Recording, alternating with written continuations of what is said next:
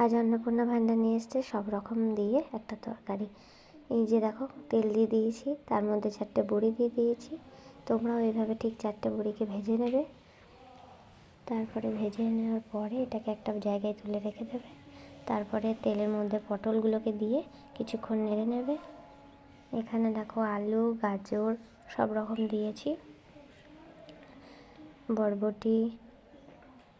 এই যে পটলটাকে না ভেজে নিয়ে লাল লাল করে ভেজে নিতে হবে। দেখো বড়ি, দেখো তারপরে যে পটলটা ভাজা হয়ে আসবে এই বরবটিগুলো আর গাজরটা দিয়ে দিতে হবে।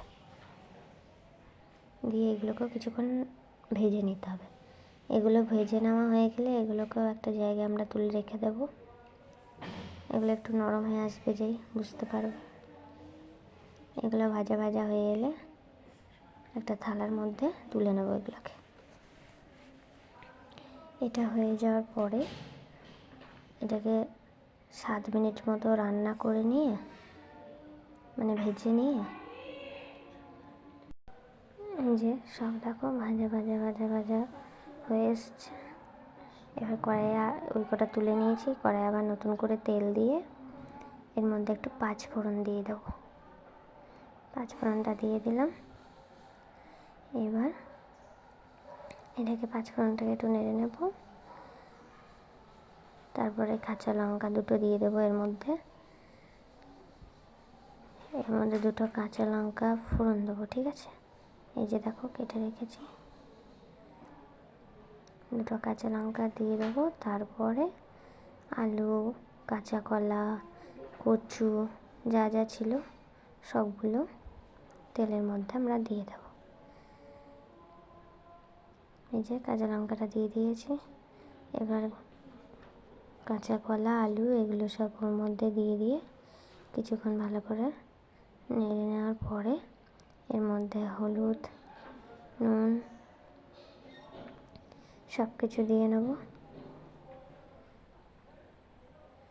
এর মধ্যে হলুদ, নুন দিয়ে কিছুক্ষণ নেড়ে নিতে হবে। কাঁচা লঙ্কা দিয়েছি ঝালের জন্য, এখানে গুঁড়ো লঙ্কা দিলে টেস্টটা ভালো হয় না।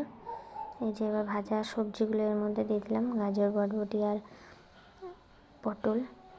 এই যে সবজি মশলা সানরাইজের একটু দিয়ে দিলাম টেস্টটা বাড়াবার জন্য। আমি ভালো করে রান্না করে নিলাম। এবার নাড়ার পরে এর মধ্যে যে মানে মশলাটা মানে সব কিছুতে হয়ে যাবে, তখন আমরা এর মধ্যে জল দিয়ে দিতে পারবো। এর সাথে যদি তোমাদের ফুলকপি থাকে ফুলকপি দিতে পারো, ক্যাপসিকাম থাকলে ক্যাপসিকামটাও ভেজে নিয়ে দিতে পারো, ভালো টেস্ট হবে। তারপরে আমরা ধনেপাতাটা দিয়ে দেবো। ধনেপাতা দিলে একটা আলাদাই গন্ধ আসে,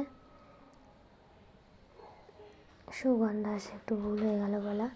আর এই যে বড়ি ছিটিয়ে দিলাম উপর থেকে, সুন্দর এসেছিলো স্বাদটা, অসাধারণ খেতে লেগেছিলো।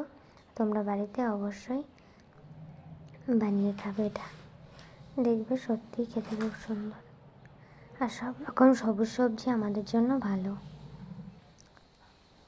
স্বাস্থ্যের পক্ষে ভালো।